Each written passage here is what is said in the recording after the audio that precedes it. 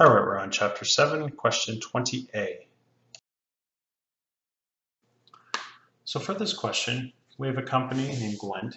They prepared the following trial balance as its year end of September 30th, 2019, and it's owned by a guy named Wayne Glent. I've included a copy of the trial balance on screen. We also want to note that we are assuming the balance of owner's equity is the opening balance, therefore there were no contributions during the year, and the bank loan is payable over the next 9 years in equal annual statements. The first step in this question is to prepare a multi-step income statement using this trial balance. So again, we've got our heading information we need to include, being Glent Company.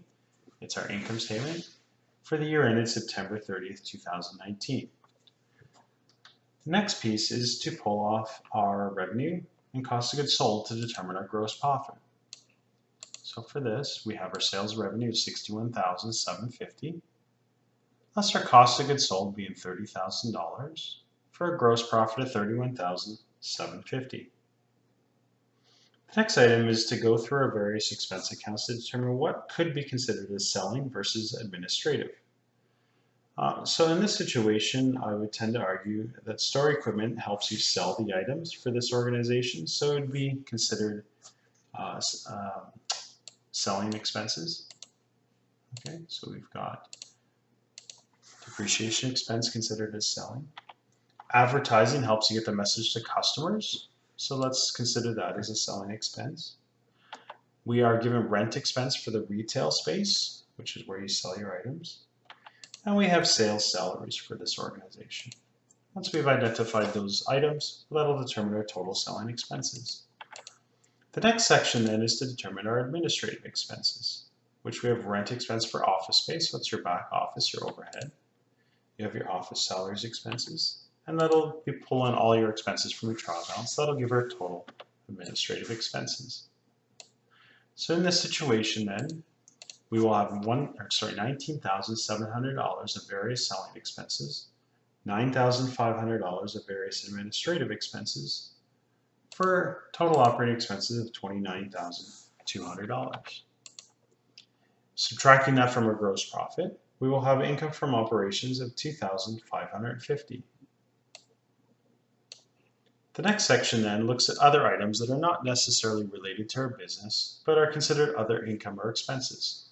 So in this situation, you may have noticed we had a gain on sale of equipment. We're not in the business of selling equipment, so it's considered other income of $4,000. And we had interest expense on some kind of loan for $600 for total other income of $3,400.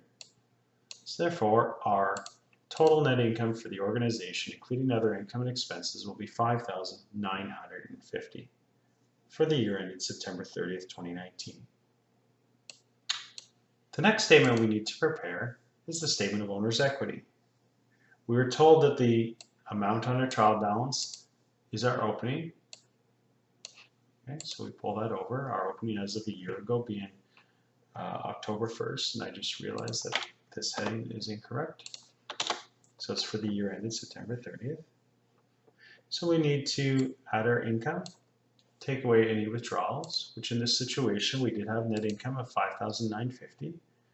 We took out $1,000 as the owner for a total change in capital of $4,950, which will calculate our capital as of September 30th, 2019 in the amount of $43,700. The next part of this question says to prepare a classified balance sheet using this trial balance.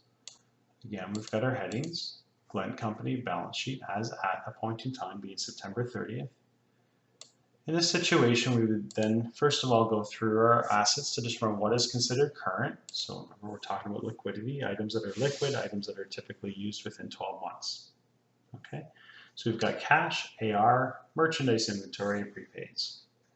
That totals $29,200. The next section then are our capital assets, also known as property, plant, and equipment.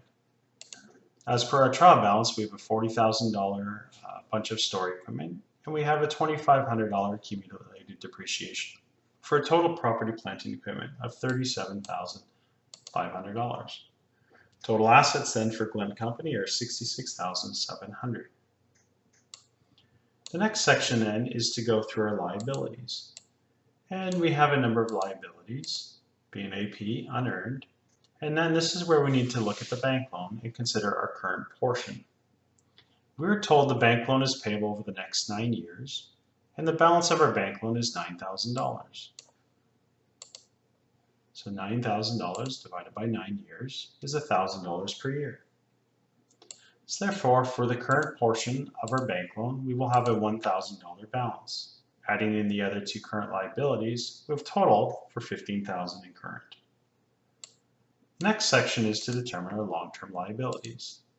If our bank loan balance is $9,000 in total, with $1,000 being due in the next 12 months being current, the difference is our long-term portion. So the 8 plus the 1 is the total $9,000 bank loan. So we have total long-term liabilities of $8,000 in total. Total liabilities of $23,000. The last section on our balance sheet then is to pull in our statement of owner's equity information.